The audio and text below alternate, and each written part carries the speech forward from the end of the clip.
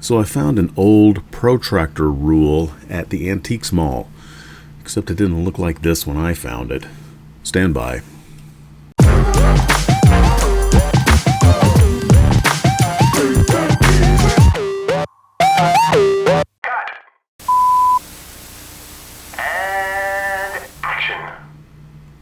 Hey everybody, welcome back to RATTLECAN FAB SHOP. I am James, and this is the condition in which I found this protractor rule. Found it at a local antique store. It's got goo, it's got spooge, it has rust, has all kinds of stuff on it. So we need to get it disassembled, and we need to get that detritus removed somehow. And courtesy of friend of the channel Jay, we're going to use a new product. It's called Evapo-Rust.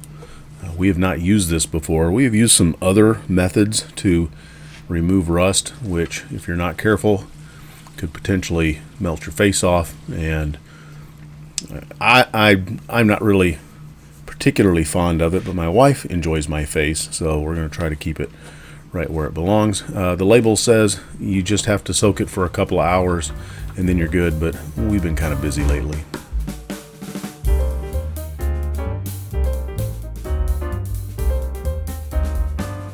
So we let it simmer for a couple of days, and I decided to go ahead and use some protective gloves because, I mean, come on, I'm sensitive.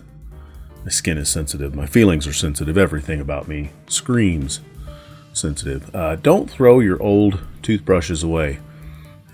We always put them back in the shop and use them until the bristles fall off. The interesting thing about this is all of the parts that I had basically just had a thin, kind of a brownish coating to it, and with a little bit of muscle, which is all I have, I was able to just kind of scrub that off and get rid of it.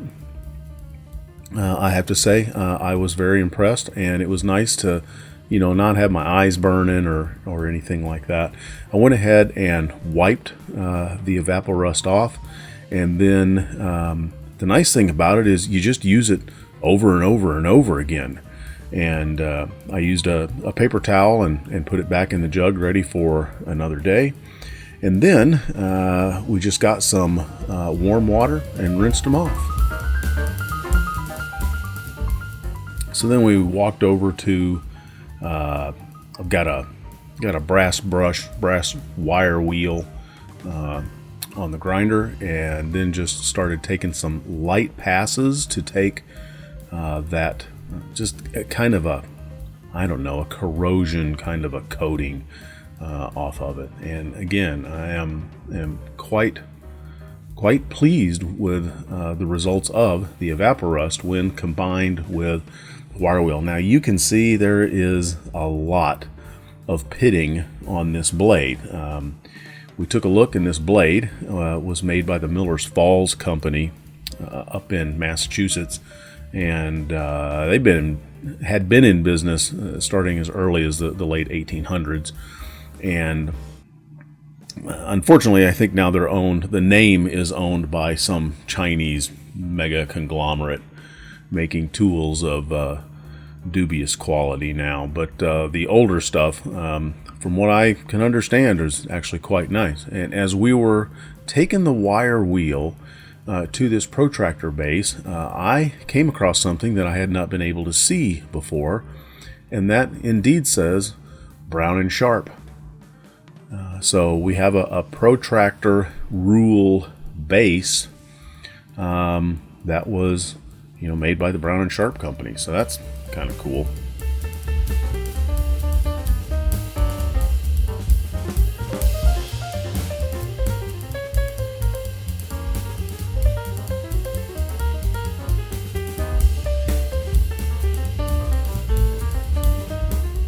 So what I decided to kind of polish up these bare metal surfaces now, it's a, you know, we'll make the assumption that it's a tempered steel rule, and it's the protractor head and the rotating portion of that are cast iron.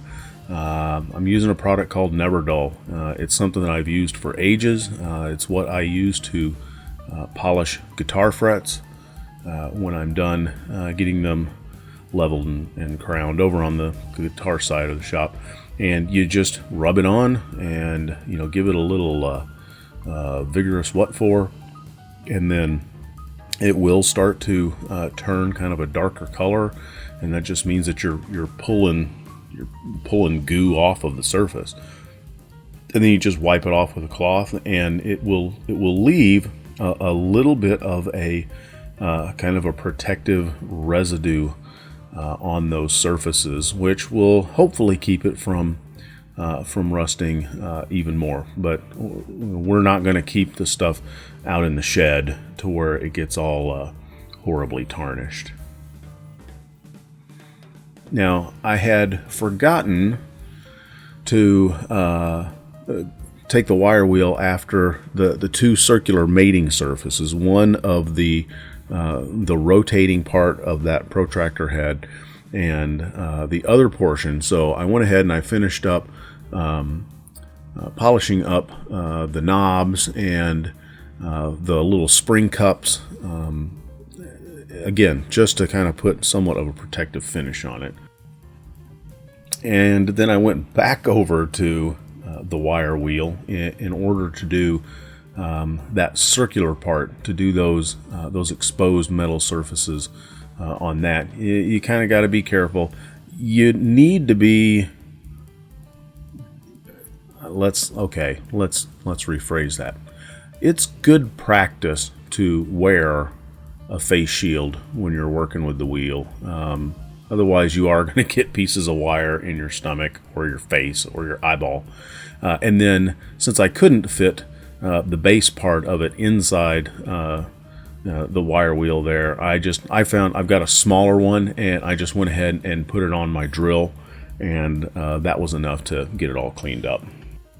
Final assembly, pretty easy, as long as you remember physics, as I had forgotten to, because I was trying to get that little post down in there. In fact, I looked up the post on that. There's a patent number on that knob, for patent applied for in 1923, and it was issued in 1925. So we know at least that protractor head was produced sometime after 1925. Lined up the zero marks, checked it with my machinist square, and it checked out at 90 degrees, which is, you know, what I needed it for. So now we have a new, clean, useful tool for the shop. So there we are. At least in my opinion, $22 well spent. Found it at an antique store. A Miller's Falls 4R steel engraved rule. The 4R means it has 8 and 16th inch markings on one side, 32nd and 64th inch markings on the other side, and that was in a surprise discovery, a Brown Sharpe protractor head. The only thing I have against this right now, it's kind of hard to see because the ink has disappeared out of all of those little engravings over the eons. So I think in a future episode we're going to revisit this and look at some ways that we can get ink down into those markings. Anyways, this is RATTLECAN Fab Shop. I'm James. If you think we earned it, give us a thumbs up. Be sure to subscribe and hit the little bell to be notified of future content. And if you've got some helpful hints, throw them into the comment section down beneath the sermon notes. Remember, if I can do this, you can do this. You guys have a great weekend. Cheers.